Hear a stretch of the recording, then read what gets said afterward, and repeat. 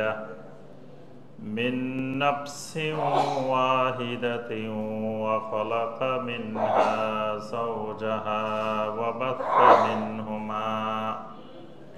وبث منهما رجالا كثيرا ونساء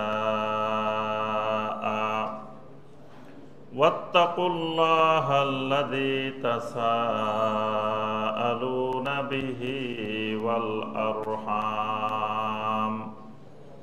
إن الله كان عليكم رقيبا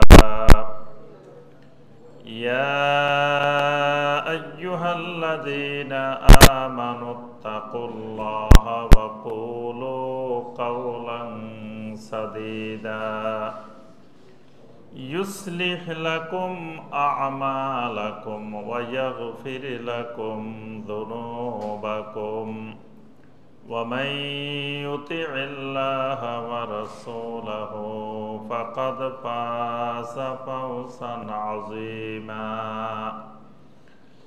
أما بعد فإن خير الحديث كتاب الله وخير الهدي هدي محمد صلى الله عليه وسلم وشر الأمور محدثاتها وكل محدثة بدعة وكل بدعة ضلالة وفي رواية وكل ضلالة في النار اللهم صل على محمد وعلى آل محمد كما صليت على إبراهيم وعلى آل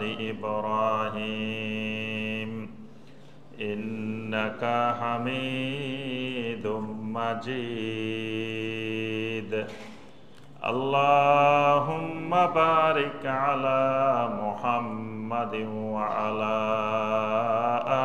آل محمد كما باركت على إبراهيم وعلى آل إبراهيم إنك حميد مجيد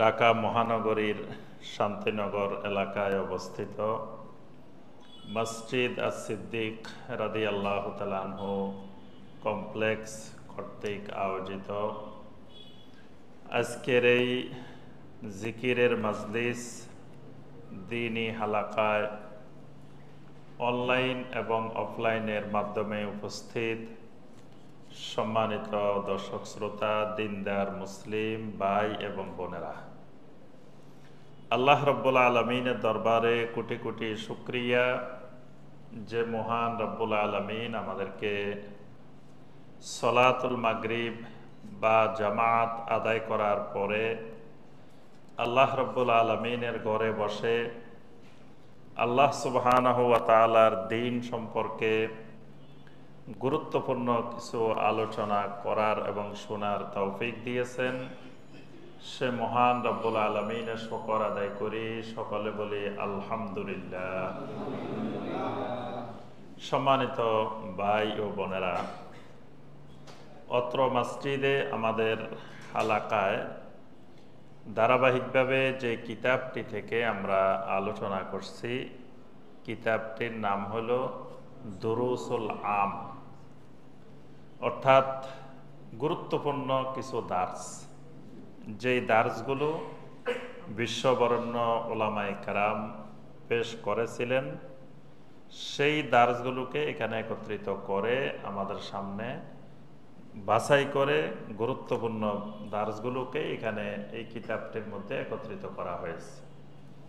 পাশাপাশি কিছু গুরুত্বপূর্ণ ফতোয়া, যেই ফতোয়াগুলো শাইখ বিন বাজ রাহমাহুল্লাহ, শাইখ উসাইমিন রাহমাহুল্লাহ, এরপরে সৌদি আরবের সর্বোচ্চ ওলামা পরিষদ যেই ফতোয়াগুলো দিয়েছিলেন, সেই ফতোয়াগুলো এখানে একত্রিত করা হয়েছে। আজকে আমরা যেই দার্স থেকে আলোচনা করব এটা হলো আদ-দারসুল হাদি ওয়াল ইশরুন, অর্থাৎ 21তম দার্স। এই দার্সটি নেওয়া হয়েছে ইমাম ইবনুল কাইয়্যিম রাহিমাহুল্লাহর গুরুত্বপূর্ণ এবং জগৎ বিখ্যাত কিতাব মাদারেজুস সালেকিন। এই মাদারেজুস সালেকিন কিতাব থেকে নেওয়া আজকের এই দার্সটা। আমরা সকলেই নাম শুনেছি শাইখুল ইসলাম ইমাম ইবনে তাইমিয়া রাহিমাহুল্লাহ। ইমাম ইবনে তাইমিয়া রাহিমাহুল্লাহর জগৎ বিখ্যাত 3 জন ছাত্র আছে।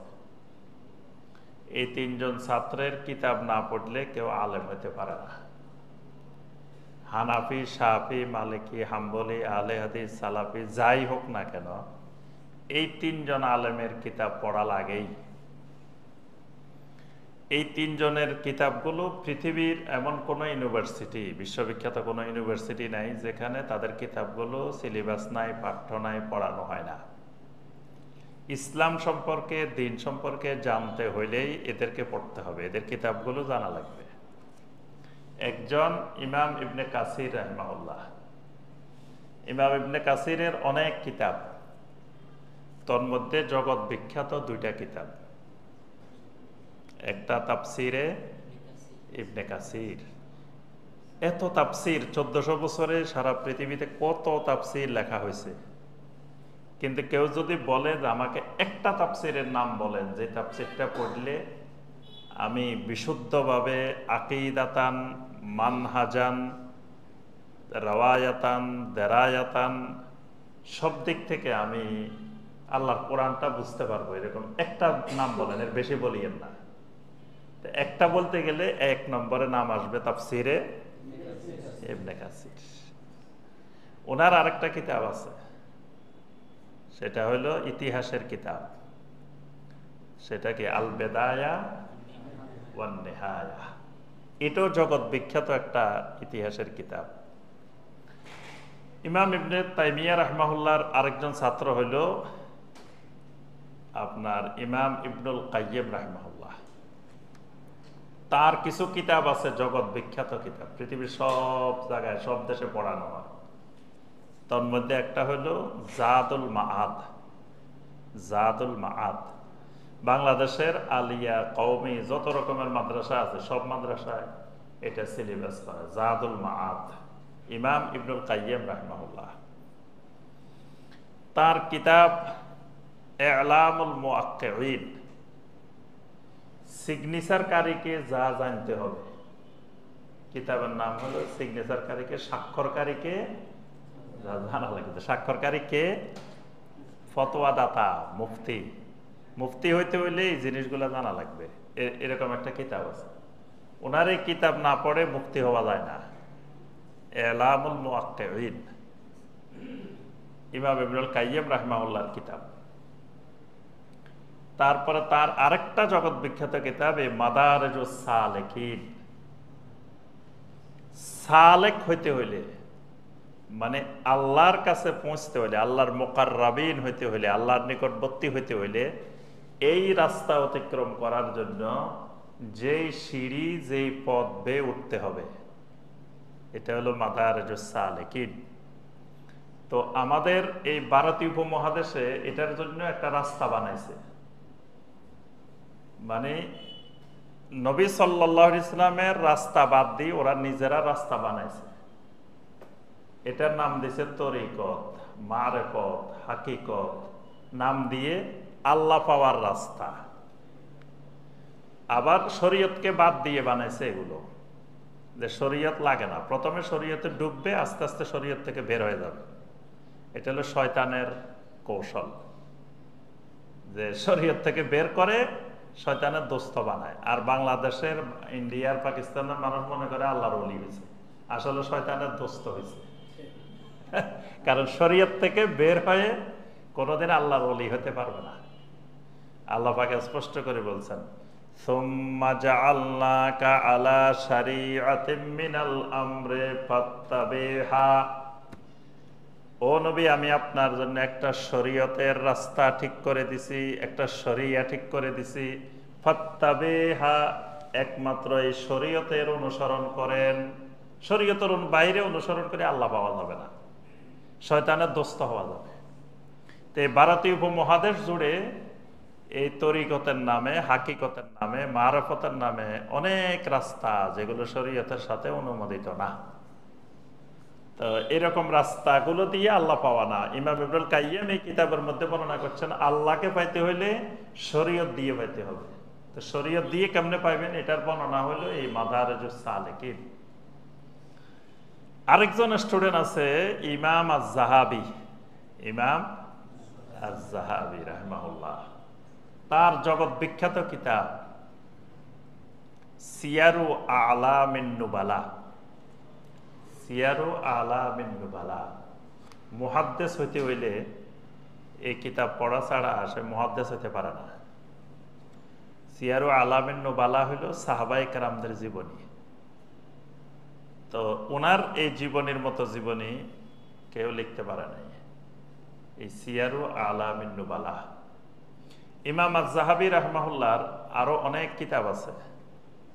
কিতাবুল কাবায়ের, কবিরা গুনাহ, কবিরা গুনার বই পড়ছেন না? কবিরা গুনার বই আছে সবার কাছে? এটা লাগবে, এটা জরুরি, সবার কাছে রাখতে হবে। কবিরা গুনাহ কয়টা? 70টা, বিনা একতালাফে 70টা, একতালাফ সহকারে আরো আছে। এই কিতাবুল কাবায়ের ইমাম আজ-যাহাবি রাহমাহুল্লাহ। এরকম আরো জগৎ বিখ্যাত অনেক কিতাব আছে। তো আমরা এই কথাটাই জন্য বললাম, শাইখুল ইসলাম ইবনে তাইমিয়া রাহমাহুল্লাহর একজন ছাত্র ইবনুল কাইয়্যিম। বাংলাদেশের মানুষ কিন্তু ইবনুল কাইয়্যিমকে চিনে না। দেখবেন আপনি আম জনগণের কাছে ইবনুল কাইয়্যিমের নাম বলে দেখবেন, চিনে না। কিন্তু আরব দুনিয়াতে ইবনুল কাইয়্যিম রাহিমাহুল্লাহর খুব পরিচিতি, সাধারণ একজন মানুষও জানে। দেখবেন আরব দেশে গাড়ি চালান আর ড্রাইভারের গাড়ির মধ্যে ইবনুল কাইয়্যিমের বই। আমি অনেক ড্রাইভারের গাড়িতে দেখছি যে ইবনুল কাইয়্যিমের কিতাব রাখে, যখন কোথাও বসে থাকে তখন ইবনুল কাইয়্যিমের কিতাব পড়ে। তো আমাদের দেশের অনেক আলেমেও নাম জানে না ইবনুল কাইয়্যিমের, শুনেই নেই, ইবনুল কাইয়্যিমের সাথে পরিচিত নাই। ইবনুল কাইয়্যিম জগৎ বিখ্যাত একজন আলেম, ফকি, মুহাদ্দিস ছিলেন। তার একটা কিতাব মাদারিজুস সালিকিন, এখান থেকে আজকের এই দার্স। এই দার্সের বিষয় হলো মুফসিদাতুল কুলুব, কালবকে নষ্ট করে দেয়, কালবকে ধ্বংস করে দেয় কোন জিনিসগুলা, কলব ধ্বংসকারী জিনিস। কালবটা মুমিনের জন্য সবচাইতে দরকারি জিনিস। সব শরীরের যতগুলো অঙ্গ প্রত্যঙ্গ আছে মাথা থেকে পা পর্যন্ত, মুমিনের জন্য সবচাইতে গুরুত্বপূর্ণ অঙ্গ হইল কলব। নবী সাল্লাল্লাহু আলাইহি ওয়াসাল্লাম বলেন, আলা ওয়া ইন্না ফিল জাসাদে মুদগাহ, ভালোভাবে জেনে রাখো মানুষের শরীরের মধ্যে একটা গোশতের টুকরা আছে, ইজা সলাহাত সলাহাল জাসাদু কুল্লুহু, এই গোশতের টুকরাটা যদি ঠিক মতো থাকে তার পুরা শরীর ঠিক থাকে। ওয়া ইদা ফাসাদাত, যদি এই গোশতের টুকরাটা নষ্ট হয়ে যায়, ফাসাদ হয়ে যায়, ফাসাদাল জাসাদু কুল্লুহু, পুরা শরীর তার নষ্ট হয়ে যায়, পুরা শরীর ধ্বংস হয়ে যাবে। সেটা কি? আলা ওয়াহিয়াল কলব, সেটা হলো কলব। কলব, তাহলে এটা খুবই গুরুত্বপূর্ণ। ইয়াউমা লা ইয়ানফাউ মালু ওয়ালা বানুনা ইল্লা মান আতাল্লাহা বিকলবিন সালিম। আল্লাহ পাক বলেন, কিয়ামতের দিন কোন জিনিস আমি আল্লাহর কাছে কোনো কাজে আসবে না। লা ইয়ানফাউ মালুন, কোন মাল সম্পদ কাজে আসবে না। ওয়ালা বানুনা, কোন জনবল, শক্তি, সন্তান সন্ততি, এগুলোও কোনো কাজে লাগবে না। ইল্লা মান আতাল্লাহা বিকলবিন সালিম, যে লোকটা আমি আল্লাহর কাছে একটা কলবে সালিম নিয়ে আসবে, এটাই কাজে লাগবে। সুবহানাল্লাহ, কলবে সালিম। কলবে সালিম মানে এমন একটা কলব, যে কলবটা হবে সমস্ত দোষ ত্রুটি থেকে, ফাসাদ থেকে মুক্ত। একটা বিশুদ্ধ কাল্ব। তা এখন কথা হলো বিশুদ্ধ কাল্ব কিভাবে হয়, নষ্ট কাল্ব কিভাবে হয়। তাহলে ইমানদার সবসময় চাইবে তার কল্পকে কি রাখার জন্য, বিশুদ্ধ রাখার জন্য। আর যেই জিনিসগুলো কাল্পকে নষ্ট করে, ধ্বংস করে, সেগুলো থেকে ইমানদার দূরে থাকতে হবে। তো ইমাম ইবনুল কাইয়িম রাহিমাহুল্লাহ দুইটা আলোচনা করছেন এই কিতাবের মধ্যে, বিশাল আলোচনা আছে এই দুইটা বিষয়। একটা হলো মিন মুসলিহাতিল কলব, আর একটা হলো মিন মুফসিদাতিল কলব। কলবকে ঠিক রাখে কোন কোন জিনিস, কালবকে নষ্ট করে কোন কোন জিনিস, দুইটাই আলোচনা আছে মাদারিজুস সালিকিনের মধ্যে। তো এই দার্সে মূলত আলোচনা হলো ধ্বংস করে যেগুলা। তার আগে একটু আমরা ওই পয়েন্টগুলো বলে দিই, ঠিক রাখে কোনগুলায়। কালবকে ঠিকঠাক রাখবে, ইসলাহ করবে, সংশোধন করবে কালব কোন কোন জিনিস। এক নম্বর আত-তাওয়াজ্জুহুল খালিসু ইলাল্লাহ। একজন ইমানদার যখন খালেস ভাবে আল্লাহর দিকে তাওয়াজ্জুহ করবে, তখন তার কালব ইসলাহ হবে। এজন্য ইমানদারের ইমান থাকে কলবের মধ্যে। ইমানের মহাল, ইমানের স্থান হলো কোথায়, কলব। যে জায়গায় আমার ইমানটা থাকবে ওইটা যদি ঠিক না থাকে তাহলে ইমানও ঠিক থাকবে না। তারপরে অনেকগুলো ইবাদত, গুরুত্বপূর্ণ ইবাদত কলবের সাথে সম্পৃক্ত। একটা বড় কিতাব আছে আমালুল কুলুব, কলবের আমল, কলবের আমল। কলবের সাথে অনেক আমল জড়িত আছে। যেমন ধরেন তাওয়াক্কুল, এটা কলবের সাথে। সবর কলবের সাথে। তাকওয়া কলবের সাথে। এনাবা কলবের সাথে। তাওবা কলবের সাথে। নিয়ত কলবের সাথে। এরকম আরো অনেকগুলো আমল আছে যে আমলগুলো কলবের সাথে সম্পর্কিত। কলব যদি ঠিক না থাকে আমল এগুলো ঠিক থাকবে না। আর কলবকে কলব বলা হয় এই জন্য, এটা এমন এক বৈচিত্র্যময় জিনিস, সেকেন্ডে সেকেন্ডে পরিবর্তন হয়। মানুষের বডিতে এরকম আর কোনো জিনিস নাই। একটা জিনিস আছে, এটা এখন একরকম, এই বাইরে এলে আরেক রকম, বাড়িতে গেলে একরকম, ওখানে গেলে আরেক রকম, এক জায়গায় একরকম হয়ে যায়, ঘন ঘন পরিবর্তন হয়। এই জন্য এটার নামে কলব। কলব মানে পরিবর্তন হওয়া, এটা দ্রুত পরিবর্তন হয়। অনেক জায়গায় আমরা যখন মাহফিলে যাই দেখি যে ধরেন একজন এখানে ওয়াদা করছে 1 লাখ টাকা দিব, তো পরে খবর নিলে দেখা যায় মাদ্রাসা 1 লাখ টাকা দেয় নাই, কিন্তু ঘোষণা দিছে 1 লাখ টাকা দিব, কিন্তু পরে দেখা যায় 10,000 টাকা দিছে। দেয় নাই কেন? মানে এখানে যে যিনি বক্তা উনি এমন বয়ান দিছে, ওনার কাল পরিবর্তন হয়ে গেছে, জোশে বলি ফেলছে। বাড়ি যাওয়ার পরে বউ দিছে দৌড়ান, 1 লাখ টাকা দিয়ে দিবে, আবার তোমার আর এই বাড়িতেই জায়গা নেই, ছেলে মেয়ে খাইবো কি 1 লাখ টাকা দিয়ে দিলে। এবার হে আর 1 লাখ টাকা দেয় নাই, পরিবর্তন হয়ে গেছে, 10,000 টাকা দিচ্ছে। অনেক মানুষ এরকম মুহূর্তে মুহূর্তে পরিবর্তন হয়। কালটা পরিবর্তনশীল জিনিস। এজন্য নবী সাল্লাল্লাহু আলাইহি ওয়াসাল্লাম দোয়া শিখেছেন, ইয়া মুসাব্বিতাল কুলুব সাব্বিত কলবি আলা দীনিক, ইয়া মুসাররিফাল কুলুব সররিফ কলবি ইলা তাআতিক। হে অন্তরের পরিবর্তনকারী, আমার অন্তরটাকে আপনার আনুগত্যের দিকে ফিরিয়ে দেন।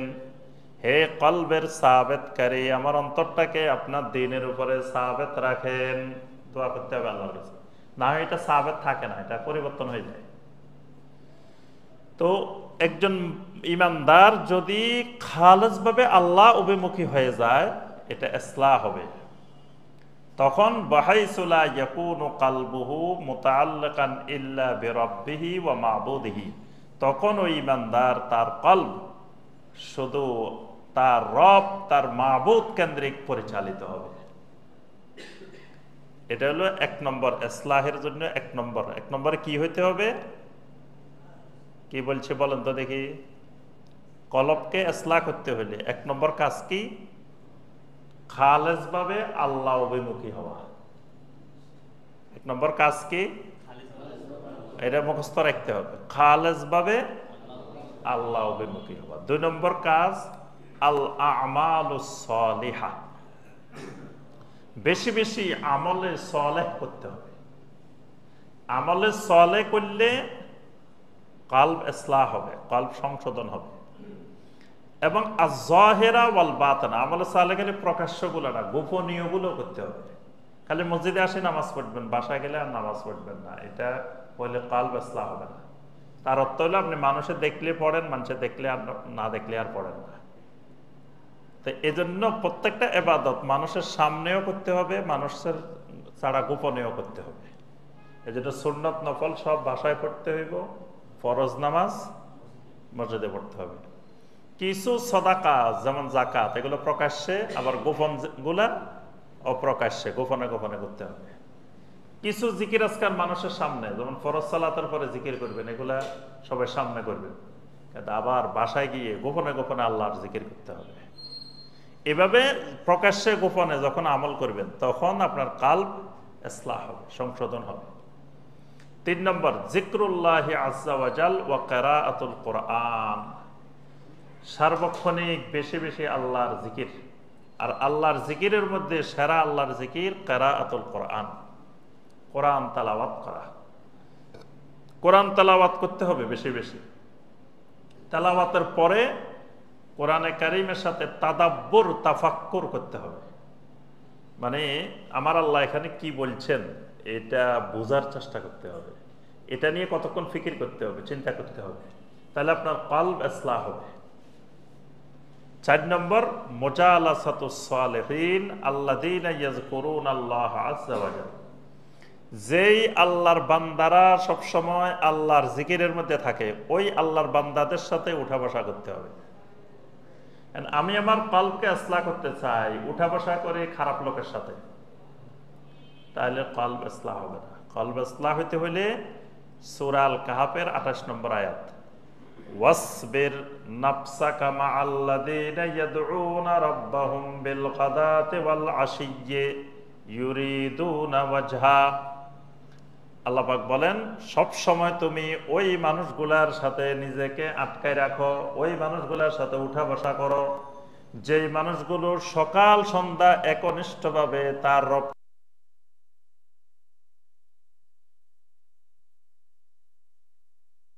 বিল আশিয়ে, সকাল সন্ধ্যা সব সময় ইউরিদুনা ওয়াজহা, একনিষ্ঠভাবে আল্লাহর সন্তুষ্টির উদ্দেশ্যে, মানুষকে দেখানোর জন্য না। এইরকম মুখলেস সালেহিন মানুষ যারা, সবসময় এদের সাথে উঠা বসা করো, মুজালাসা করো। আমার কলব ইসলাহ করতে চাই, উঠা বসা করি বেদাতের সাথে, উঠা বসা করি পাপী লোকদের সাথে, তাহলে ইসলাহ হবে না। 5 নম্বর আল ইকসার মিন রুয়াতিল মুহতাদারিন, জিয়ারাতুল কুবুর, যিকরুল মাউত, সব সময় মুমূর্ষ মানুষকে দেখতে যাওয়া, রোগী দেখতে যাওয়া, কবর জিয়ারত করা, মওতের স্মরণ করা, তাহলে কলব ইসলাহ হবে। রোগী দেখতে গেলে কলব ইসলাহ হয়, এজন্য রোগী দেখার এত ফজিলত। নবী সাল্লাল্লাহু আলাইহি ওয়াসাল্লাম বলছে তোমরা জান্নাতের ফল ফলাদি সংগ্রহ করো। সাহাবায়ে কেরাম বললেন কিভাবে? নবী সাল্লাল্লাহু আলাইহি ওয়াসাল্লাম বললেন রোগী দেখতে যাও। ইয়াদাতুল মারিদ, এক মুসলিমের উপর আরেক মুসলিমের হক। এত গুরুত্বপূর্ণ কেন? এটা করলে মানুষের কলব ইসলাহ হয়। রোগী দেখলে তখন যখন দেখবেন আপনি সুস্থ, উনি কত কষ্ট করতেছে, তখন আপনার অটোমেটিক আপনার ভিতরে আল্লাহ শুকর গুজারের জন্য তৈরি হবে, অনুভূতি তৈরি হবে যে আরে আল্লাহ আমাকে কি সুস্থ রাখছেন, কি ভালো রাখছেন, আল্লাহ এই বান্দাটা কত কষ্ট করতেছে। তারপর কবর জিয়ারত করা, মৃত্যু স্মরণ করা, এগুলো হলো কলবকে ইসলাহ করা। 6 নম্বর আল মুজাহাদা বিফিইলি মুসলিহাতিল কলব, কলবকে ইসলাহ করে এইরকম কাজগুলো দিয়ে মুজাহাদা করা। মুজাহাদা, মুজাহাদা মানে একদিন 2 দিন করলাম পরে ছাড়ে দিলাম, এরকম না। কন্টিনিউ মৃত্যু পর্যন্ত আমলে সওয়ালের উপরে, ওই কাজগুলোর উপরে মুজাহাদা করে যেতে হবে, তাহলে কলব ইসলাহ হবে। এগুলো হলো কলবকে ইসলাহকারী জিনিস। কিন্তু আমাদের দেশে এগুলাকে ইসলাহকারীর পরিবর্তে মানুষ ইসলাহকারী মনে করে পীর সাহেবের, ফির ধরলে ফিরে ইসলাহ করে দিবে, কিন্তু ফির ইসলাহকারী না। কোন এই কাজগুলো করার জন্য এই কাজগুলোর এলেম শেখার জন্য ওলামায়ে কেরামের সাথে সোহবত থাকা যাবে। এরকম জিকিরের মজলিসে বসতে হবে, এলেমের মজলিসে বসতে হবে, কিন্তু এর অর্থ এই নয় যার মজলিসে বসছেন উনি আপনার কলবকে ইসলাহ করে দিবে। উনি কিচ্ছু করতে পারবে না।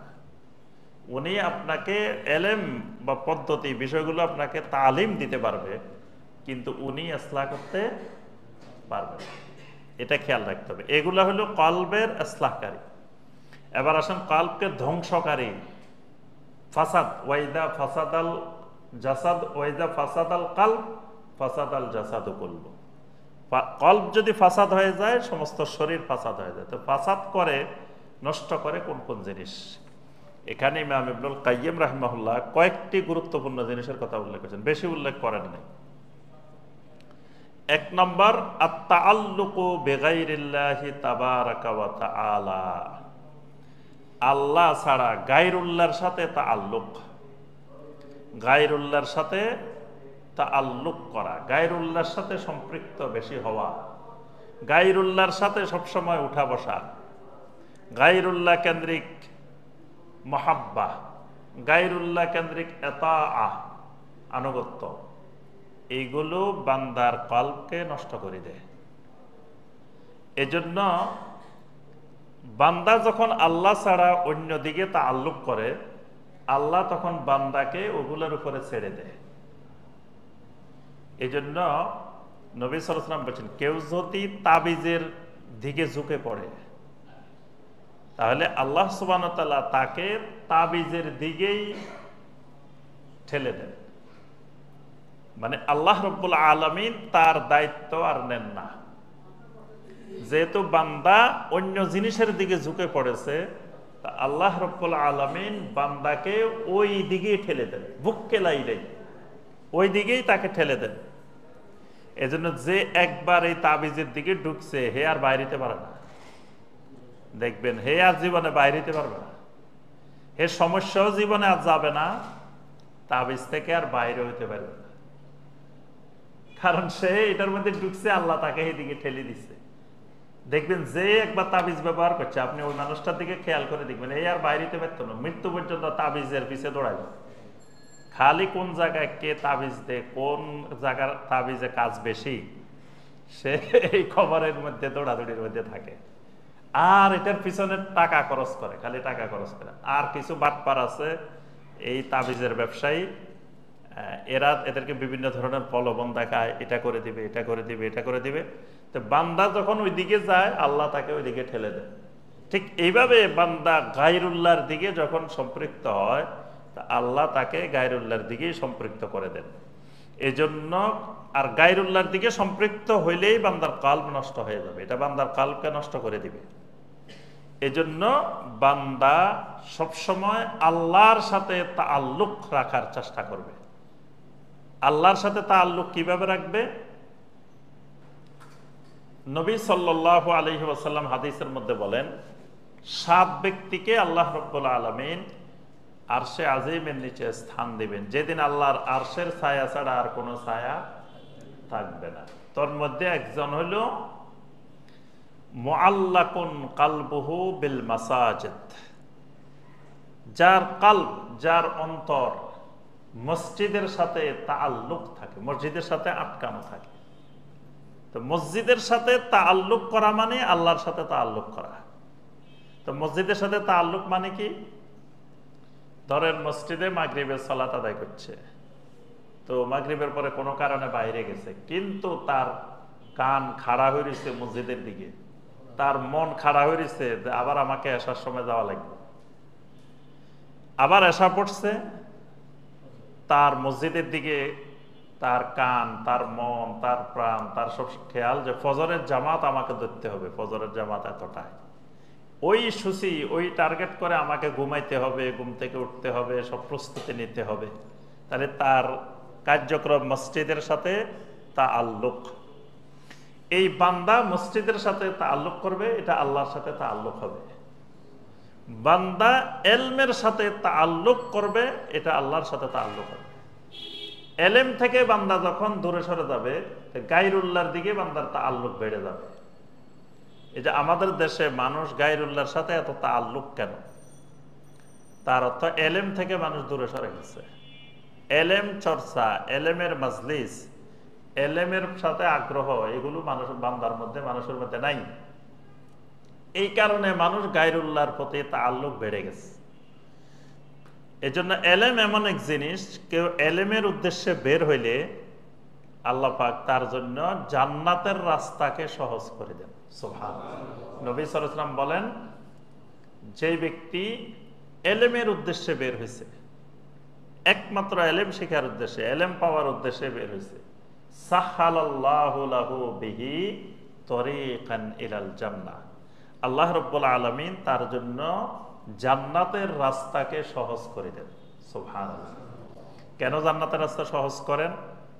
কারণ শয়তান এলেম সহকারে আমল এটা পছন্দ করে না। শয়তান আপনি আমল করবেন, এটাতে শয়তান বাধা দেয় না, এটাতে খুশি শয়তান। আপনি আমল করলে শয়তানের অসুবিধা কি? শয়তানের কাজগুলো বুঝতে হবে। শয়তান আমাদের প্রকাশ্য দুশ্মন। এখন দুশ্মনকে যদি আপনি না চিনেন বা তার কৌশলগুলা, তার ষড়যন্ত্রগুলো না জানেন, তাহলে আপনি পরাজিত হয়ে যাবেন। শয়তান কোন সিস্টেমে কাজ করে এটা বুঝতে হলে একটা কিতাব আছে, তালবিসু ইবলিস। তালবিসু ইবলিস, ইমাম ইবনুল জাওজি রাহমাহুল্লাহর কিতাব, তালবিসু ইবলিস। ইবলিস এক একজনের সাথে এক এক সিস্টেমে কাজ করে, সবার সাথে এক পদ্ধতিতে ইবলিস কাজ করে না। মুফতি সাহেবের সাথে মুফতি সাহেবের মতো করে, মুহাদ্দিস সাহেবের সাথে মুহাদ্দিস সাহেবের মতো কাজ করে, তারপরে নামাজের সাথে নামাজের মতো কাজ করে, বেনামাজের সাথে বেনামাজের মতো করে। শয়তানের কাজের ধরন ভিন্ন ভিন্ন। কারণ কিছু লোককে মসজিদের বাইরে মসজিদ বিমুখ করে রেখেছে, এগুলার সাথে এক ধরনের শয়তানের কাজ কারবার। কোন কোন এলাকা আছে শয়তান দেখে যে এর থেকে বড় ভাইও ওই এলাকায় আছে, শয়তান এখানে আর কোনো কাজ করে না, কয় এখানে আমার কাজ করার দরকার নাই, আমার বড় ভাই তো আছে, শয়তান ওখান থেকে চলে যায়। আবার কিছু মানুষ থাকে এদেরকে শয়তান ঠেকাইতে পারে না, এরা মসজিদে চলে আসে। তো মসজিদে আসলে তখন শয়তানের প্রোডাক্ট চেঞ্জ করে, এবার এদের সাথে কিন্তু কাজ করে।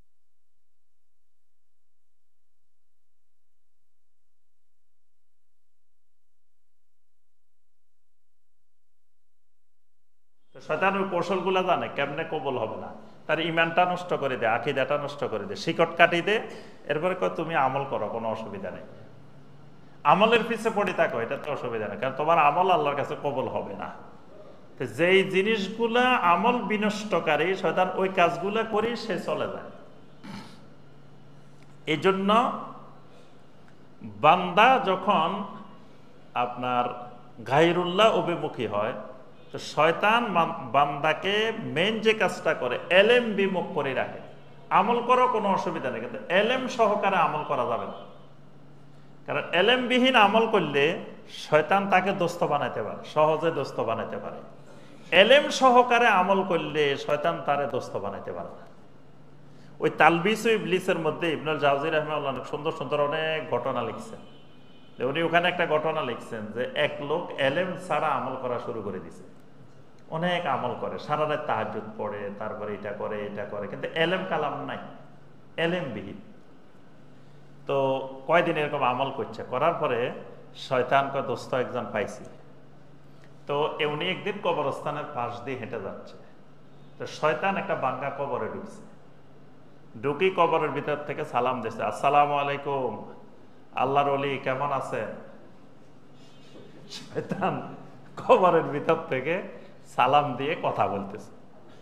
তো এখন এই আল্লাহর বান্দা দেখলো যে কিরে, এদিকে ওইদিকে কোনো মানুষ দেখি না, কোনো জায়গায় কে আমারে সালাম দিল, কে আমারে আল্লাহর ওলি কইলো, বুঝলাম না তো কিছু।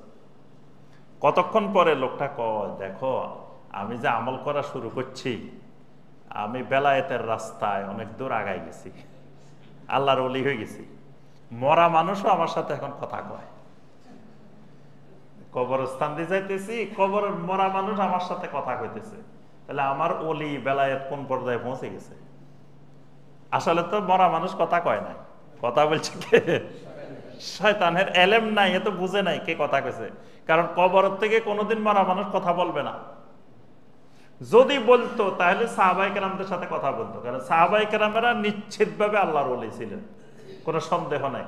সাহাবায়ে কেরামেরা নিশ্চিতভাবে জান্নাতি ছিলেন, কোনো সন্দেহ নাই। তো তাদের সাথে তো জীবনে কোনোদিন একজন কবরের থেকে মানুষ কথা বলে নাই। দেখেন এর কাছে তো এলেম নাই, এ মনে করছে মরা মানুষ যেহেতু কথা কইছে, সালাম দিছে, আমি তো আল্লাহর ওলি। এবার হে নিজেরা আল্লাহর ওলি ভাবা শুরু করে দিছে। আচ্ছা, কয়দিন পরে সে এক মাঠের মাঝখান দিয়ে যাইতেছে কোনো এক জায়গায়, আশেপাশে কোনো লোক নাই। হঠাৎ করে ইবলিস কইতেছে, হে আল্লাহর ওলি, তোমাকে আমি এই এলাকার কুতুব বানাইয়া দিলাম। হে চারিদিকে তাকায় দেখছে কোনো মানুষ তো দেখে নাই, গায়েবী আওয়াজ শুনছে। তা এখন সে বলতেছে, দেখো আল্লাহর পক্ষ থেকে গায়েবী আওয়াজ আসছে, আমি এই জমানার কুতুব, আমি মুজাদ্দেদে জমান, আমি কুতুবে সামদানি, গাউসে রব্বানি। যেহেতু গায়েবী আওয়াজ আল্লাহর পক্ষ থেকে আসছে, আসলে যেটা আল্লাহর পক্ষ থেকে আসে না, শয়তানের পক্ষ থেকে আসছে। ওইদিন আমাদের ডক্টর সাইফুল্লাহ হাফেজাউল্লাহ এক মজার কথা কইছে, কয় এক মুহাদ্দিস আমারে ফোন দিছে, ফোন দিয়ে কয়, আচ্ছা ডক্টর সাইফুল্লাহ, যদি আমি দেখি আমার অন্তরে কিছু এলেম চলিয়ে আছে, তাহলে এটারে তুমি কি মনে করো? শাইখে বলতেছে যে তাহলে বুঝবেন যে শয়তানের পক্ষ থেকে আসে। কি কোন শয়তানের পক্ষ থেকে কেন আসবো? যদি এরকম এলাম আসার সিস্টেম থাকতো তাহলে তো সাহাবায়ে কেরামদের আসতো, তাবেঈনদের আসতো, তা তাদের আসলো না, আপনার আসছে কেন? তারা তো এটা শয়তানের পক্ষ থেকে আসছে। আর এটা বুঝতে হলে আপনি তালবিসে ইবলিস পড়েন। এখন ওই লোকে তো মনে করছে হে কুতুব হয়ে গেছে। দেখবেন এরকম যত আমাদের দেশে কুতুব আছে সবগুলার কারামতে স্টাইলের, গায়েবী আওয়াজ শুনছে।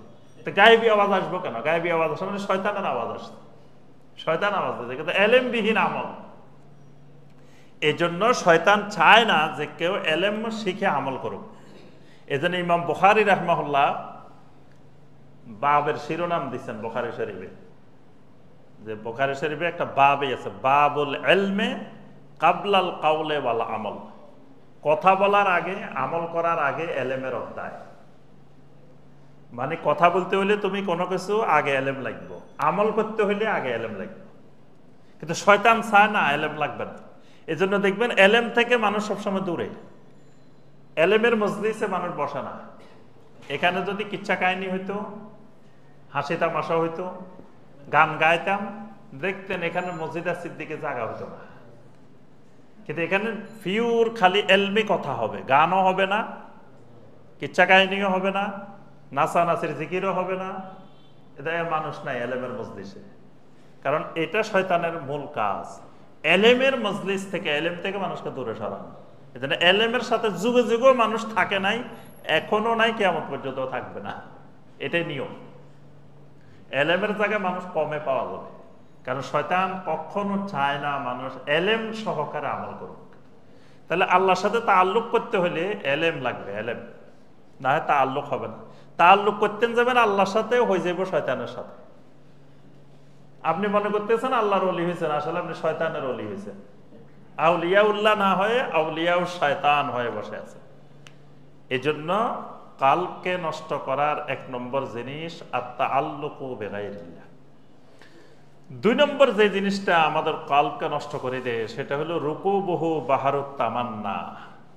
সেটি হলো আকাঙ্ক্ষার সাগরে আরোহণ করা। মানে তামান্না, খালি আকাঙ্ক্ষা আকাঙ্ক্ষা। এই আকাঙ্ক্ষার সাগরে যত ডুব দিবেন তত বেশি কল্প নষ্ট হইব। আকাঙ্ক্ষা সাগর মানে এটা এমন এক সাগর, এটার কুল কিনারা নাই। আপনার বাড়ি আছে 5টা, আপনার এখন আরো লাগবে 10টা। 10টা আছে, আরো 20টা দরকার। দেখবেন যাদের অনেকগুলো বাড়ি আছে এদের সাথে আপনি কথা বলে দেখিয়ে, এদের মতো গরিব ওই এলাকায় আর নাই। এরা অনেক কষ্টে আছে, দেখবেন এরা অনেক কষ্টে, অনেক অভাব, মানে মন মানসিকতা ভালো নাই, খুবই খারাপ। তারা যদি জিজ্ঞেস করেন কোটি কোটি টাকা লোন, হে ঋণগ্রস্ত, হে কি জাকাত দিব, হে জাকাত খাওয়ার উপযোগী হয়ে গেছে, কারণ কোটি কোটি টাকা ঋণগ্রস্ত। কারণ কি? হে আকাঙ্ক্ষার সাগরে ডুব দিয়ে ফেলছে। এটা কোনোদিন পূর্ণ হবে না। তার নবী সাল্লাল্লাহু আলাইহি ওয়াসাল্লাম বলছেন এই সাগরে ডুব দিলে কারো কাছে যদি উহুদ পাহাড় একটা থাকে সেই রকম আরেকটা চাইবে। তার আকাঙ্ক্ষা দুনিয়ার কোনো জিনিস পূর্ণ করতে পারবে না, একটা জিনিস পূর্ণ করে দিবে তাকে, সেটা হলো কবরের মাটি। কবরের মাটি শুধু পারে তার আকাঙ্ক্ষাকে পূর্ণ করে দিতে, আর দুনিয়ার কোনো জিনিস তার আকাঙ্ক্ষা কোনোদিন পূর্ণ করতে পারবে না। কারণ তার যা হইব আরো দরকার, যা হইব আরো দরকার, যা হইব আরো দরকার, দরকারের শেষ নাই। এই জন্য আল্লাহ পাক সূরা তাকাসুর নাযিল করেছেন, আলহাকুমুত তাকাসুর হাত্তা যুরতুমুল মাকাবির। তোমরা তাকাসুরের মধ্যে ডুবে আছো। তাকাসুর, তাকাসুর মানে কার থেকে কার বেশি, কার থেকে কার বেশি, প্রতিযোগিতা, আধিক্যের প্রতিযোগিতা। অমুকের বাড়ি একটা আমার 3টা, অমুকের ফ্ল্যাট 10টা আমার 20টা, অমুকের গাড়ি 5টা আমার 10টা, অমুকের গাড়ি 1 কোটি টাকা আমারটা 2 কোটি টাকা। প্রতিযোগিতা, এই প্রতিযোগিতা মহিলারা আরো বেশি করে। এবং যে মহিলা এই প্রতিযোগিতায় পড়ছে, আকাঙ্ক্ষা সাগরে ডুব দিছে, এর পরিবার ধ্বংস। স্বামী হারাম উপার্জনের দিকে হাত বাড়াবে, আস্তে আস্তে তার ঈমান আমল সব নষ্ট হয়ে যাবে। এজন্য অন্তর বিনষ্টকারী 2 নম্বর জিনিস হলো আকাঙ্ক্ষার সাগরে ডুব দেওয়া। আকাঙ্ক্ষার সাগর থেকে বের হয়ে আসতে, যতটুকু আছে আল্লাহ রাব্বুল আলামিন যতটুকু দিচ্ছেন এতটুকুর মধ্যে সন্তুষ্ট থাকা। আল কানাআহ, অল্পে তুষ্ট থাকা। সাহাবায়ে কেরাম এই আকাঙ্ক্ষার সাগরে এই ধোঁকায় যাতে না পড়েন, এজন্য সম্পদ একটু হইলে এটা দান করে ফেলতেন, সম্পদ একটু হইলে দান করে ফেলতেন, জমাইতেন না বেশি। নবী সাল্লাল্লাহু আলাইহি ওয়াসাল্লামের কাছে যা আসতো দান করে ফেলতেন, যা আসতো দান করে ফেলতেন, যাতে ওই আকাঙ্ক্ষার সাগরে ডুব না দেন। যখন আপনি জমানো শুরু করবেন, আপনার 1 কোটি টাকা আছে, মনে হবে যে আমার আরো 2 কোটি টাকা জমানো দরকার। সামনে কত রকমের বিপদ আপদ হইতে পারে, ছেলে মেয়ের বিয়ে শাদী হইতে পারে, আপনারা অনেক শয়তান প্রলোভন দেখাবে, এটা দরকার, এটা দরকার, তোমার অসুখ হইতে পারে, এটা হইতে পারে, এটা দরকার, আর আশ্বাস নাই। এজন্য এটা যত কমানো যাবে তত অন্তর প্রশান্ত হবে, অন্তর ইতমিনান হবে, কলব ইসলাহ হবে। 3 নম্বর, অপ্রয়োজনীয় জিনিস যত আল্লাহবু, এটাকে কোরআনের ভাষায় বলা হয় আল্লাহবু, কোন জায়গায় বলেছে লাগবু। লাহবু, লাগবু কোরআনে অনেক জায়গায় আছে, দেখবেন। এই যে আজকে মাগরিবে প্রথম রাকাতে যেটা তেলাওয়াত করছি, জান্নাতুল ফেরদাউসের ওয়ারিস যারা, এদের আল্লাহ পাক কিছু বৈশিষ্ট্য বলছেন। তো এখানে বৈশিষ্ট্যের মধ্যে বলছেন ওয়াল্লাযীনা হুম আনিল লাগবে মুরিদুন। আনিল লাগবে, লাগবে মানে বেহুদা, অপ্রয়োজনীয়, নিরর্থক। বেহুদা অপ্রয়োজনীয় কথা বেশি বলা অন্তরকে ধ্বংস করে দিবে, কালবকে ধ্বংস করে দিবে। দেখুন, বেহুদা কথা যত বেশি বলবে গুনাহ তত বেশি হবে, অন্তর তত মরে যাবে। আর বেহুদা কাজ, দেখবেন যার কোনো কাজকর্ম নাই, রাসুল বাত্তালে দোকানুস শয়তান, এটা আরবি প্রবাদ বাক্য। বেকারের মাথা শয়তানের দোকান। বাংলাদেশের মানুষের কাজ নাই, চা দোকানে বসে বসে গীবতের কারখানা, গীবতের আড্ডা বসায়, তারপর সারাদিন টেলিভিশনের দিকে হা করে তাকাই থাকে। কিন্তু আপনারা যারা দেশের বাইরে গেছেন, পৃথিবীর বিভিন্ন দেশে, ওই দেশের মানুষ সময় পাচ্ছে না। ভোটের সময় ভোট কেন্দ্রে যায়, ভোট দিব, ওই সময় নেই, বাসায় বসে ভোট দেয়। আর আমাদের দেশে ঘন্টার পর ঘন্টা 500 টাকা দিলে 3 বারও ভোট দেয়, 5 বারও ভোট দেয়। কাজ নাই, বসে রয়েছে। এই জন্য এই যত রকমের দেখবেন অপরাধের কর্মকাণ্ড, এগুলা বেকারত্বের কারণে, কাজ না থাকার কারণে। কাজ থাকলে কাজ করেই তো শেষ করতে পারত না। আমাদের কাছে অবাক লাগে যখন রাস্তাঘাটে দিয়ে যাই, দেখি যে আল্লাহ মানুষ বসে রয়েছে, কাজ নাই, কর্ম নাই। আমরা পড়ালেখা করে শেষ করতে পারতেছি না, কাজ করে শেষ করতে পারতেছি না, সময় পাইতেছি না। কতজন দরকারি ফোন করতেছে, ফোনটা ধরতে পারতেছি না। আর এই তো মানুষের দেখা কাজ নাই, বসে রয়েছে, পার্কে বসে রয়েছে, ওই জায়গায় বসে আড্ডা দেয়, এই জায়গায় বসে আড্ডা দেয়, এই জায়গায় বসে আড্ডা দেয়। মানুষ ঘুরের, মনে হইতেছে কাজ নাই। তো এই কাজ না থাকলে তখন বেহুদা কাজ। ওই যে আমি সবসময় একটা কথা বলি, মজার কথা, সেটা হইল যে খাদেম দরকার জীবিত মানুষের না মরা মানুষের? খাদেম লাগে কার? জীবিত মানুষের খাদেম লাগে, কিন্তু বাংলাদেশে দেখবেন হাজার হাজার মরা মানুষের খাদেম আছে। দেখছেন আপনারা? জিজ্ঞেস করলে ভাই আপনি কি করেন, আমি অমুক মাজারের খাদেম। মাজারের খাদ, তো মাজারে তো উনি মারা গেছে, তো উনার কি খেদমত করে সে? মরা মানুষের কোনো খেদমতের দরকার আছে? কোনো খেদমত নাই, কিন্তু সে মরা মানুষের খাদেম। তার অর্থ হলো তার কোনো কাজ নাই, সে ওখানে বসে বসে আকাম করে। আকাম করে কি? শিরিক বেদাতের রাস্তা করে দেয়, মানুষের ইমান নষ্ট করে, এই আকামটা করে। তা আপনার 3 নম্বরে কলকে নষ্ট করে দেয় বেহুদা নিরর্থক খাওয়া দাওয়া, নিরর্থক আপনার কাজকার কর্ম, তা এগুলোই মানুষকে বেশি মানুষের কলব নষ্ট করে। যেই খাবারগুলো আপনার ইসলাম হারাম করছে, এই হারাম খাবার খাইলেও আপনার কলব নষ্ট হয়ে যায়। হারাম উপার্জনের খাবার খাইলেও কলব নষ্ট হয়ে যায়। আবার হালাল খাবার বেশি খাইলে, প্রয়োজনের অতিরিক্ত খাইলে, এটাও কলব নষ্ট হয়ে যায়। তাহলে কয় ধরনের খাবার নষ্ট করে কলবকে?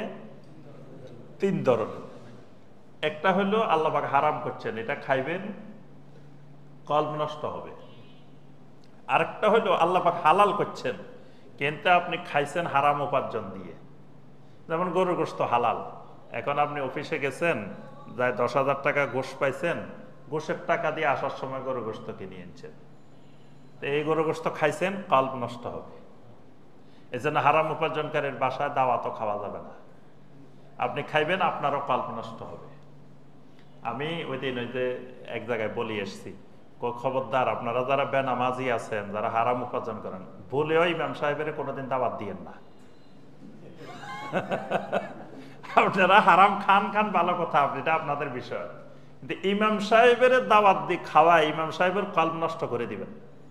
তো ইমাম সাহেবের কলব নষ্ট হইলে এবার ইমামের পিছনে মুসল্লি যারা নামাজ পড়বে, এটা সব বরবাদ। তার চেয়ে আপনারা আগে থেকে দাওয়াত দেওয়া দরকার নেই, দাওয়াতে দিয়েন না।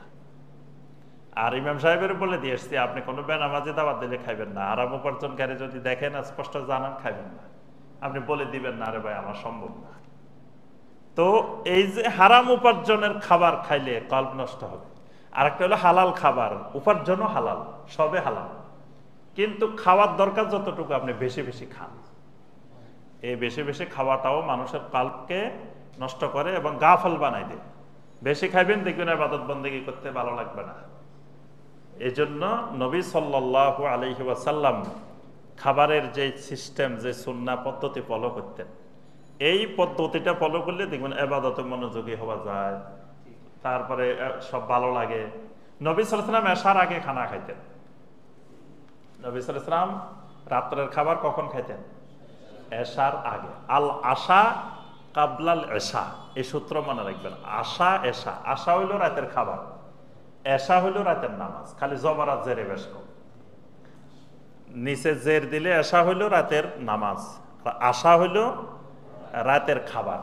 তো নবী সাল্লাল্লাহু আলাইহি ওয়াসাল্লামের সিস্টেম ছিল আল আশা কাবলাল এশা, এশার আগে রাতের খাবার। দেখেন আজকে ডাক্তাররা কিন্তু সবাই খালি বলতেছে যে আপনারা খাই ঘুমাইয়েন না, খাই ঘুমাইয়েন না, কমপক্ষে 3 ঘন্টা আগে খান, 2 ঘন্টা আগে খান, বলতেছে না? তা আপনি যদি এশার আগে খান, তাহলে দেখবেন যে এশার সময় আপনি উঠা বসা করলেন, যে রাত্রে খাই হাঁটতে বলে, চলাফেরা করতে বলে, ঘুমাই থাকলে ক্ষতি, তা আপনি যে সালাত আদায় করলেন, একটা উঠা বসা হয়ে গেল, আবার আপনি ঘুমাইবেন আরো 2-3 ঘন্টা পরে, তার মধ্যে এটা হজম হয়ে গেছে। তাহলে নবী সাল্লাল্লাহু আলাইহি ওয়াসাল্লামের যে খাবারের সিস্টেম, এটা মানে চিকিৎসা বিজ্ঞান উপযোগী, স্বাস্থ্য উপযোগী পদ্ধতি সিস্টেম। এজন্য অন্তর বিনষ্টকারী জিনিস এই খাবার। 4 নম্বর যেটা কাসরাতুন নাওম, বেশি বেশি ঘুম। বেশি বেশি ঘুম গেলে অন্তর নষ্ট হয়ে যায়। ফাইন্নাহু ইউমিতুল কলব, এটা অন্তরকে মারি ফেলায়, শরীরকে ভারী করে, অযথা সময় নষ্ট করে।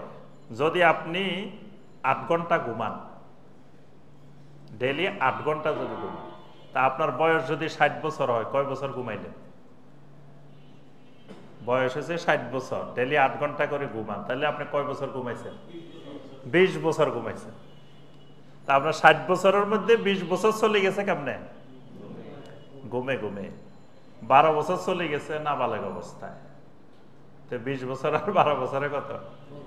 32-33 বছর এদিকে চলে গেছে।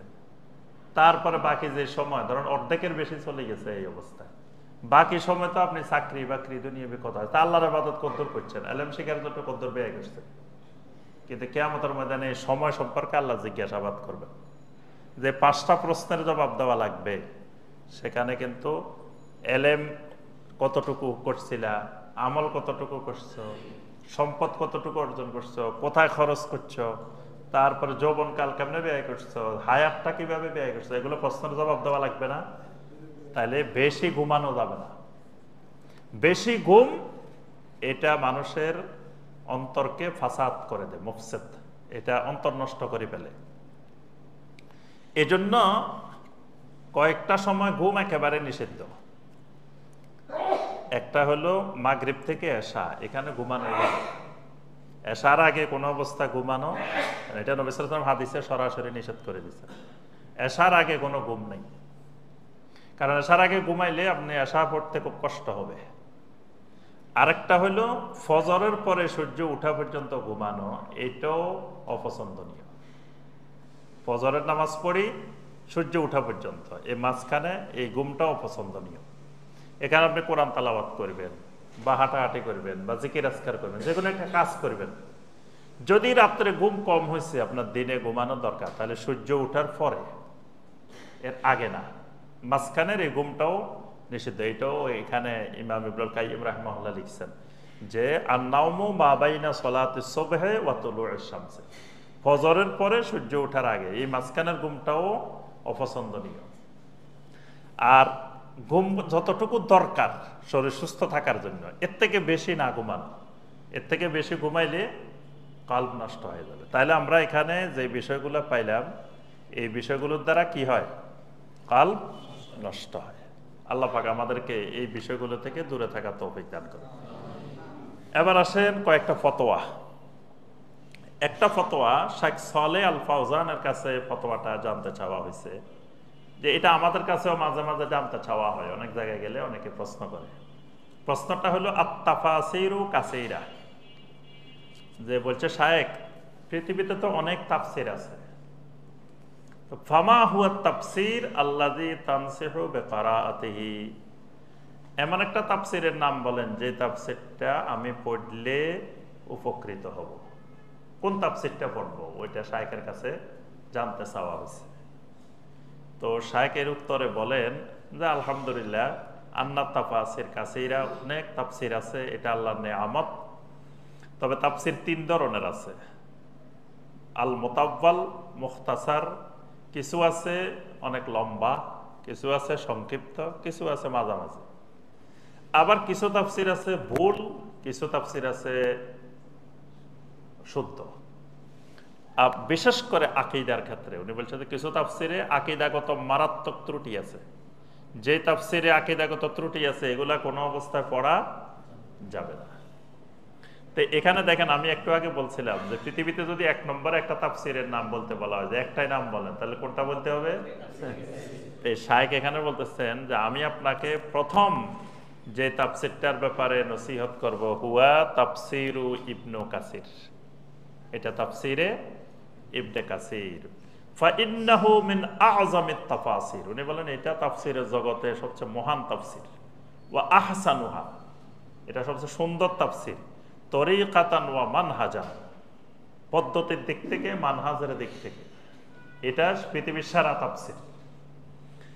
এটা তাফসির করে ইউফাসসিরুল কোরআন বিল কোরআনে আওয়ালান, প্রথম এই তাফসিরের বৈশিষ্ট্য কোরআনের আয়াত দিয়ে কোরআনের তাফসির করে। তারপরে কি করে? সুম্মা বিসুন্নাহ আন-নববিয়্যাহ, তারপরে নবী সাল্লাল্লাহু আলাইহি ওয়াসাল্লামের সুন্নাহ দিয়ে তাফসির করে। এরপরে সুম্মা বি আকওয়ালিস সালাফ, 3 নম্বরে সালাফদের কথা নিয়ে আসে তাফসিরে। এরপরে সুম্মা বি মুক্তাদাল লুগা আল আরাবিয়্যাহ, এরপরে আরবি ভাষার চাহিদার আলোকে এই তাফসির, এই আয়াত বোঝার জন্য যেটা দরকার ভাষাগত দিক নিয়ে আসে। তাহলে 4টা দিক নিয়ে আসে। প্রথম এই আয়াতের তাফসির বোঝার জন্য অন্য আয়াত নিয়ে আসে, নবী সাল্লাল্লাহু আলাইহি ওয়াসাল্লামের হাদিস নিয়ে আসে, সালাফদের কথা নিয়ে আসে, ভাষাগত দিক নিয়ে আসে। এজন্য বলছেন যে এই তাফসির সারা তাফসির, আপনি এটা পড়বেন। এরপরে যদি আরো পড়তে চান, তাফসিরুল বাগাবী 2 নম্বরে শাইখ যে পরামর্শ দিচ্ছেন যে তাফসিরটা পড়ার জন্য, এটা তাফসিরে বাগাবী। তাফসিরে বাগাবী বলছেন যে এটা মুখতাসার, তাফসিরে বাগাবীটা সংক্ষিপ্ত তাফসির আলা মানহাজি সালাফ, সালাফদের মানহাজে সংক্ষিপ্ত তাফসির। তবে আপনি যদি কোন যে না আমার সময় আছে শাইখ, আমি আরো বেশি পড়তে চাই, তাহলে আপনি ওয়া তাফসিরুল হাফেজ ইবনে জারির আত-তাবারি, বড় পড়তে চাইলে আপনি তাফসিরে তবারি পড়বেন। তাফসিরে তবারিটা ইবনে কাসিরের চাইতে বড়। কত খণ্ড বলেন তো দেখি? 30 খণ্ড। তাফসিরে ইবনে কাসির কত খণ্ড? যে এটারে সংক্ষিপ্ত করে কেউ 11 বানাইছে, কেউ 10 বানাইছে, কেউ বানাইছে, কিন্তু এটা 3000 পৃষ্ঠার তাফসির। এটার ব্যাপারে একটা ঘটনা আছে। ইমাম তাবারি রাহিমাহুল্লাহ তার ওস্তাদকে বলছে যে আমি 2টা কিতাব লিখবো, একটা 30,000 পৃষ্ঠা করি, একটা তাফসির লিখবো এটাও 30,000 পৃষ্ঠা, একটা ইতিহাসের কিতাব লিখবো এটাও 30,000 পৃষ্ঠা। তো ওস্তাদে কয় তুমি যদি 30,000 পৃষ্ঠা লেখো, তো পৃথিবীতে এমন পাঠক কি পাওয়া যাবে যে 30,000 পৃষ্ঠা পড়ার মতো ধৈর্য আছে? হে আমলের কথা আছে। এই প্রথম তাফসিরে তাবারি তো প্রথম তাফসির, প্রথম যুগের তাফসির। ওই আমলে মানুষের মোবাইল ছিল না বা এত প্রযুক্তি ছিল না, মানুষ তখন কিন্তু কিছু বই পড়তো। হে আমলে বলতেছে 30,000 পৃষ্ঠা পড়ার লোক পাওয়া যাবে? এখনকার মানুষ তো 1 পৃষ্ঠা পড়ার ধৈর্য হয় নাই। যদি আপনি 1 পৃষ্ঠা পড়তে দেন, এটা পড়তে তার অনেক কষ্ট, কারণ তার মোবাইল দেখার, ফেসবুক দেখার সময় চলে যেতেছে, এটা সময় চলে যেতেছে, ওটা সময় চলে যেতেছে, তার এখন কত দিকে সময়। তারপরে আপনার একটা আলোচনা যদি আমরা একটু 5 মিনিট দিই, এটা শোনারও লোক নাই, 1 মিনিটেরটা শুনে। দেখা যায় আমাদের অধিকাংশ তাফসির আমরা যে এই প্রোগ্রাম যেগুলো আমরা ভিডিওর মধ্যে দিই, তো যত মানুষে দেখে, কেউ 1 মিনিট দেখছে, কেউ 2 মিনিট দেখছে, কেউ ধৈর্য ধরি যে আধা ঘন্টা দেখবে, 1 মিনিট, এইরকম শ্রোতা খুব কম, এত সময় নাই। এখন উনি তাফসির লিখবো 30,000 পৃষ্ঠা, আবার ইতিহাসও লিখবো কত হাজার? 30,000 পৃষ্ঠা। ওস্তাদ কয় না, এই কাজ করিও না, এত লম্বা দরকার নেই, ছোট্ট করে লেখো।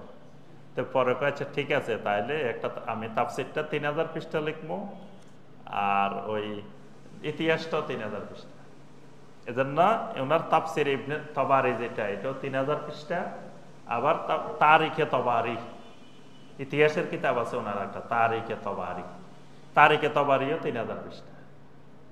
তো কয় 3,000 পৃষ্ঠা লিখছি, কিন্তু 30,000 পৃষ্ঠা সব কথা এটার মধ্যে নিয়ে আসছে। এই এখন কিন্তু 3,000 পৃষ্ঠা পড়ার লোক আপনি পৃথিবীতে খুঁজে পাওয়া মুশকিল। আমি অনেক জায়গায় জিজ্ঞাসা করছি, তাফসিরে তবারি পড়ছে প্রথম থেকে শেষ পর্যন্ত, এরকম কেউ আছে? এটা নাই, বলতে গেলে খুব কম। 2-1টা হয়তো অন্য দেশে থাকতে পারে, আমাদের দেশে আছে বলে আমার জানা নেই। আমি নিজেও ধৈর্য ধরি তবারি পুরা পড়তে পারিনি। ইবনে কাসির পড়ি বেশি বেশি, কিন্তু তবারি সাহস হয় না, যে এত বড় তাফসির, এত লম্বা তাফসির। তো উনি বলছেন যে যদি বেশি পড়তে চাও তাহলে তাফসিরে তবারি পড়ো। আরেকটা বলছেন উনি যে আরেকটা তাফসির পড়ো, তাফসির শাইখ আব্দুর রহমান আস-সাদি, তাফসিরে সাদি। তাফসিরে সাদি দেখছেন? এই তাফসিরটা সৌদি আরবে, আরব দুনিয়াতে খুবই প্রসিদ্ধ তাফসির। এবং যিনি শেখ সাদি, উনি শেখ উসাইমিনের উস্তাদ, তারপরে শেখ বিন বাজের উস্তাদ শেখ সাদি রাহমাহুল্লাহ। এই সাদি রাহমাহুল্লাহ যে তাফসিরটা, এটা আরবে খুবই জনপ্রিয় তাফসির। যে কোনো ব্যাপারে তারা রেফারেন্স দেয় তাফসিরে সাদি, তাফসিরে সাদি। এটা আপনার সংক্ষিপ্ত তাফসির, কিন্তু সালাফদের মানহাজে, আকীদার, বিশুদ্ধ আকীদার মানহাজে খুব সুন্দর একটা তাফসির, তাফসিরে সাদি। আচ্ছা, এরপরে বলছেন যে কয়টার নাম বললাম, এর বাহিরে যেগুলো আছে এগুলোর মধ্যে অনেক ভুল আছে, বিশেষ করে আকীদার ভুল আছে। এই জন্য আপনি এত তাফসিরের দিকে না গিয়ে বলছে যে আপনি এই কয়টা তাফসির পড়ার চেষ্টা করেন, তাফসির ইবনে কাসির, তাফসিরে বাগাবী, তাফসিরে তবারি, তারপরে তাফসিরে সাদি। তো বর্তমানে বাংলা ভাষায় আমাদের শাইখ ডক্টর আবু বকর জাকারিয়া হাফেজাউল্লাহ তিনি এই তাফসিরে সাদি, তারপরে এই তাফসিরের আলোকে উনি যেটা লিখছেন সংক্ষিপ্ত বাংলা বোঝার জন্য, এটা জামে মানে ভালো একটা তাফসির বাংলা ভাষায় বোঝার জন্য। আচ্ছা, এরপরের ফতোয়াটা হইল আল্লাজনা আদ-দাইমা লিল ইফতাহ, মানে সৌদি আরবের ফতোয়া সংক্রান্ত সর্বোচ্চ কমিটি, তাদের কাছে একটা ফতোয়া জানতে চাওয়া হয়েছে, মা হিয়া মুহদাসাতুল উমুর ওয়া মা মানাহা। যে হাদিসের মধ্যে অনেক জায়গায় নবী সাল্লাল্লাহু আলাইহি ওয়াসাল্লাম বলছেন ইয়াকুম ওয়া মুহদাসাতিল উমুর, খবরদার নতুন জিনিস সৃষ্টি করা থেকে দূরে থাকো। যত নতুন জিনিস আছে এগুলো বেদাত, সকল বেদাত গোমরাহি। তো এই মুহদাসাত নতুন জিনিস, নতুন জিনিসটা কি, এটার ব্যাখ্যা জানতে চাওয়া হয়েছে। তো এটার উত্তরে সৌদির সর্বোচ্চ ওলামা পরিষদ যেটা বলছেন যে আল্লাহ রসুল যে হাদিসে বলছেন ইয়্যাকুম ওয়া মুহদাসাতিল উমুর, নতুন নতুন আকীদা, নতুন নতুন ইবাদত বানানো থেকে নিজেদেরকে দূরে রাখো, এটার অর্থ হলো মিনাল বেদা ফিল আকাইদে ওয়াল ইবাদাতে ওয়া নাহবিহা। বলছেন যে এমন নতুন জিনিস যেটা আকীদার ক্ষেত্রে, ইবাদতের ক্ষেত্রে, মিম্মা লাম ইয়াতি বিহি কিতাব, কিতাবের মধ্যে যে বিষয়ে কোনো কথা আসে নাই, সুন্নতের মধ্যে আসে নাই, কিন্তু মানুষ এটাকে দিন হিসাবে গ্রহণ করছে, মানুষ এটাকে ইবাদত হিসাবে মনে করছে, এটাই মুবতাদাউন মামনুউন, এটাই বেদাত, এটাই নিষিদ্ধ। মানে কোরআনেও নাই, সুন্নায়ও নাই, কিন্তু মানুষ মনে করে এটা ইবাদত, এটা দিন, এটা আকীদা, এটার নাম মুহদাসাত, এটার নাম বেদাত, এটা মামনু। যেমন দোয়ায়ে মান মাতা মিনাস সালিহিন, সালেহীন ব্যক্তি মারা গেছে তার কাছে দোয়া করা, এটা মুহদাসাত। আবিল গায়বিনা মিনহুম, যাকে দেখা যায় না বা যে অনুপস্থিত তার কাছে চাওয়া, এটা মুহদাসাত। ইত্তিখাযুল কুবুর মাসাজিদ, কবরকে মসজিদ বানানো, এটা মুহদাসাত। আত-তাওয়াফু হাওলাল কুবুর, কবরের পাশ চতুর্দিকে তাওয়াফ করা। কবরের তাওয়াফ দেখছেন আপনারা কোনোদিন? কেউ দেখেন নাই? জি, ও টিভিতে দেখছেন, আমি সরাসরি দেখছি যে জিকির করতে করতে কবরের চারিপাশে ঘুরে ঘুরে জিকির করা। এটা না দেখার কারণ হচ্ছে এটা দিনে হয় না, এটা গভীর রাতে হয়। এই জিকিরটা রাতের ৩টা-৪টার দিকে হয়, এর আগে হয় না। আমি যখন ক্লাস 7-এ পড়ি তখন এক মাজারে আমাকে দাওয়াত দিছে, মাজারের খাদেম, যে মরা মানুষের খাদেম বলছি না, মরা মানুষের খাদেম সাহেব আমার বাগিনা ডাকে। তো বাগিনারা দাওয়াত দিছে, বলছে বাগিনা আমাদের মাজারে ওরস আছে, অমুক সময় আসিও। তা আমিও খুব আগ্রহ নিয়ে গেছি ওরস শরীফ কিরকম দেখার জন্য। তো সারাদিন দেখছি এসা পর্যন্ত। তো পরে করতেছে বাগিনা এবার খাই দিয়ে ঘুমাই থাকো, রাতে ৩টা বাজলে আমাদের জিকির শুরু হইব, তাবারুক বিতরণ হইব, তখন ডাকবো তোমাকে। তা আমি কতক্ষণ ঘুমাইলাম, রাতে ৩টা বাজছে, ডাকছে। ডাকার পরে জিকির শুরু হয়েছে। জিকির কি দেখলাম যে ওই কবরের চারিপাশে ঘুরি ঘুরি জিকির করা। এটাই হলো আর তাওয়াফ হাওলাল কুবুর, এরা কবরের চারিদিকে তাওয়াফ করে, এটা শিরক। আল্লাহর ঘর ছাড়া পৃথিবীর আর কোথাও তাওয়াফ করা শিরক। এর যে কোনো মসজিদের চারিপাশে যদি আপনি ঘুরি ঘুরি জিকির করেন, এটা শিরক হবে। তো সেখানে কবরের চারিপাশে ঘুরি ঘুরি জিকির করা, এটা মাজারে মাজারে হয়, রাত্রে হয়, গভীর রাতে, রাতের ৩টা-৪টার দিকে হয়। এজন্য সাধারণ মানুষ দেখে না। আমি অনেক জায়গায় জিজ্ঞাসা করছি কবরের তাওয়াফ দেখছেন? কয় না, দেখিনি। না দেখার কারণ হলো এটা, ওই যে গভীর রাতে, দিনে হইলে সবাই দেখতো, আর এখানে সবাই থাকে না, এখানে শুধু ওই যারা কবর পূজারী, যারা ইবাদতকারী, তারাই থাকে। আচ্ছা, এরপরে হলো আপনার কোন ব্যক্তিকে শাফাআতকারী মনে করা, তারপরে আমার প্রয়োজন পূরণকারী, আপনার বিপদ আপদ দূরকারী, মুশকিল কুচা নাম শুনছেন? মুশকিল কুচা এই শব্দটা শুনছেন কিনা? মুশকিল কুচা শুনছেন? অনেক পীরের উপাধি এটা, মুশকিল কুচা।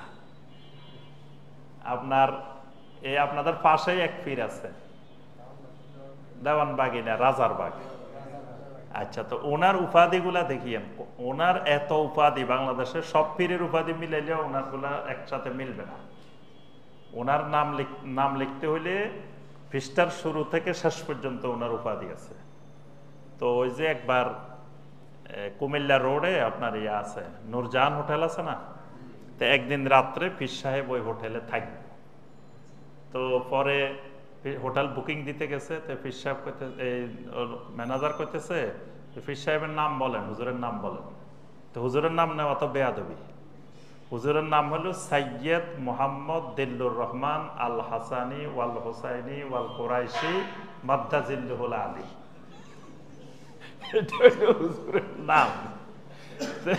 এটা তো পাইতে হইলে পুরা পৃষ্ঠা শেষ করে নিচে আসলে পাওয়া যাবে, এর আগে পাওয়া যাবে না। হ্যাঁ, তো এখন ম্যানেজার কয় হুজুরের নাম কন, তো হে তো নাম নিবে না, নাম নেওয়া তো বেয়াদবি। আচ্ছা, আট্রসির হুজুরের নাম জানেন? আট্রসির পীর যে ছিল, নাম জানেন কেউ? শুনছেন কোনোদিন?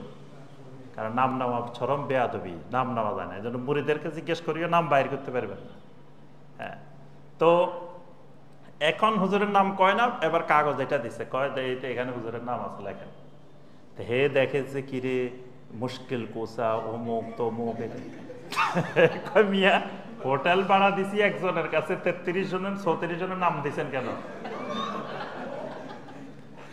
কয় না একজনের নাম, এগুলো সব একজনের নাম। ম্যানেজার তো মনে করছে এত মানুষের নাম দিয়ে রেখেছে, আমি কি এতজনের কাছে ভাড়া দিছি? ভাড়া তো একজন। একটা উপাধি আছে মুশকিল কৌসা। মুশকিল কৌসা মানে দেখবেন ইন্ডিয়ার এবং পাকিস্তানের যত পীর আছে সবগুলার নামের সাথে মুশকিল কৌসা আছে। তো বাংলাদেশে বাঙালির কাছে এটা বেশি পরিচিত না, এটা সবার কাছে থাকে, এটা বেশি বলে না, কারণ এটা উর্দু শব্দ। তো মুশকিল কৌসা মানে যত মুশকিল আছে সব দূর করে দিতে পারে সে, মানে তার কাছে গেলে আপনার আর কোনো মুশকিল থাকবে না, সব দূর করে দেয়, এজন্য মুশকিল কৌসা। আমাদের দেশে লেখে মুশকিলে আসান, এরকম লেখে মুশকিলে আসান, কিন্তু ইন্ডিয়া পাকিস্তানে লেখে মুশকিল কৌসা। এটা শিরকি একটা বাক্য। তো এই যে এখানে বলছে ওয়া তাফরিজুল কুরবাত, এটার আরবি হলো তাফরিজুল কুরবাত, মানে সব কষ্ট দূর করে দিবে। এজন্য আল্লাহ পাক বলছেন ওয়া ইয়ামসাসকাল্লাহু বিদুররিন ফালা কাশিফা লাহু ইল্লা হু, যদি আল্লাহ তোমাকে কোনো কষ্ট, কোনো বিপদ, কোনো ক্ষতি স্পর্শ করাতে চান, আল্লাহ ব্যতীত আর কেউ তোমার এই মুশকিল কৌসা করতে পারবে না, আল্লাহ ছাড়া কেউ এটা দূর করতে পারবে না।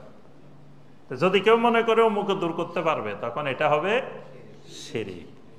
আচ্ছা, এরপরে বলছে ওয়াত্তাখাযু আইয়ামে মাওয়ালিদিল আম্বিয়া ওয়াস সালিহিন আয়াদান, কোন নবীর জন্মদিন, সালেহিনের জন্মদিন, এটাকে যদি ঈদ বানায়। সাইয়্যিদুল আয়াত শরীফ নাম শুনছেন? এটার অর্থ কি? সাইয়্যিদুল আয়াত মানে কি? ঈদের বহু বচন আয়াত, মানে যত ঈদ আছে সকল ঈদের সেরা ঈদ। মানে ঈদুল ফিতর, ঈদুল আজহা, আর যত ঈদ আছে সকল ঈদের সেরা ঈদ হলো কি? সাইয়্যিদুল আয়াত শরীফ। তারপরে এখন দেখলাম না আরো লাগাইছে সাইয়্যিদু আয়াত শরীফ, মানে দুইবার লাগাইছে, সকল ঈদের সেরা ঈদের সেরা ঈদ। সেটা হলো কোনটা? ঈদে মিলাদুন নবী সাল্লাল্লাহু আলাইহি ওয়াসাল্লাম, যেটা সাহাবায়ে কেরামরা কোনোদিন শুনেন নাই, তাবেঈনে কেরাম, তাবে তাবেঈন এটা নামে শুনেন নাই। এমনকি ইমাম আবু হানিফা রাহমাতুল্লাহ আলাইহিরও দুর্ভাগ্য যে উনিও এটার নাম শুনেন নাই, পালনও করে যাইতে পারেন নাই। হয়তো এই যুগে জন্ম হইলে বাংলাদেশের দ্বারে কাছে হইলে হয়তো, বা এইসব অঞ্চলে হইলে শুনতেন, আর তো উনারাও এটা শুনে যাইতে পারেন নাই। এটা হলো মুহদাসাতুল উমুর। আচ্ছা, তারপরে কোন রাতকে নির্দিষ্ট করা, দিনকে নির্দিষ্ট করা, মাসকে নির্দিষ্ট করা, এগুলো সব মুহদাসাতুল উমুর। মানে এগুলো মুহদাসাতুল উমুরের ব্যাখ্যা দিচ্ছেন, নতুন আবিষ্কৃত জিনিস বলতে হাদিসে আল্লাহ রাসূল কি বুঝাইছেন, এগুলো সবগুলাকে, এটা সৌদি আরবের সর্বোচ্চ ফতোয়া সংক্রান্ত কমিটি থেকে এই ফতোয়া দেওয়া হয়েছে। তো বলছে এখানে যা বলা হয়েছে এর কোনোটা শিরিক, কোনোটা বেদাত। তো এটাই মুহদাসাতুল উমুর। আচ্ছা, আরেকটা ফতোয়া দিয়ে আমরা শেষ করব। এটা হলো শাইখ বিন বাজ রাহমাহুল্লাহর কাছে এই প্রশ্নটা। সেটা হলো যে বলছেন যে আমরা এমন এক জায়গায় গেলাম, তো যেই জায়গায় যাওয়ার পরে আমরা এমন কিছু কাজ করে ফেলছি যে আমরা সেখানে আমরা এক জায়গায় গিয়ে একটা হোটেলে আমরা অবস্থান করছি। তো থাকার পরে আমরা ওখানে খাওয়া দাওয়া করছি, অনেক কিছু করছি, করে আসার সময় টাকা যে দিব ওই লোককে পাওয়া যাচ্ছিল না। এখন আমরা ওই পরিস্থিতিতে টাকাটা দিতে পারিনি। এখন আবার যে টাকাটা পৌঁছাবো এই সুযোগও আমাদের নেই। তাহলে আমরা কি করব? তো এটা তো আসলে অনেক আগের কথা। ওই সময় বিকাশও ছিল না, বাইকগুলোও ছিল না, এরকম যোগাযোগ মাধ্যম ছিল না। ওই সময় বলছেন যে আমরা পৌঁছানো, এখন তো পৌঁছানোর সুযোগ, কত সুযোগ না দিলে কি হবে? আমরা চলে আসলে 6 মাস পরেও তো আপনি দিতে পারেন। এখান থেকে আপনি যাওয়া লাগবে না, এখন টাকা পৌঁছায় দেওয়ার কত মাধ্যম, সে একটা নাম্বার দিলে পৌঁছায় দেওয়া যাবে। তো উনি এখানে বলছেন যে যদি আপনারা সব দিকে চেষ্টা করে দেখেন, যদি না পৌঁছাইতে পারেন, তাহলে আপনারা ওই পরিমাণ টাকা আল্লাহ রাস্তায় সাদাকা করে দেন, আর তওবা ইস্তেগফার করেন, তাহলে আল্লাহ পাক আপনাদেরকে ক্ষমা করে দিবেন। তো এখনকার জমানায় এটা করলে হবে না। এখন তার টাকা তাকে পৌঁছাইতে হবে, এবং যদি তাকে না পাওয়া যায় তার ওয়ারিসদেরকে দিয়ে দিতে হবে। তার ওয়ারিসও যদি না পাওয়া যায় তখন আপনি আল্লাহ রাস্তায় দান করে দিতে পারেন। যতক্ষণ তাকে পাওয়া যাবে, তার ওয়ারিস পাওয়া যাবে, ততক্ষণ তাদের অনুমতি ছাড়া আপনি নিজে নিজে আল্লাহ রাস্তায় দান করে দিতে পারবেন না। তাদের প্রাপ্য তাদের কাছে পৌঁছায় দিতে হবে। আল্লাহ রাব্বুল আলামিন আমাদের সবাইকে আল্লাহর দ্বীনকে সঠিকভাবে জেনে বুঝে আমল করার তৌফিক দান করুন।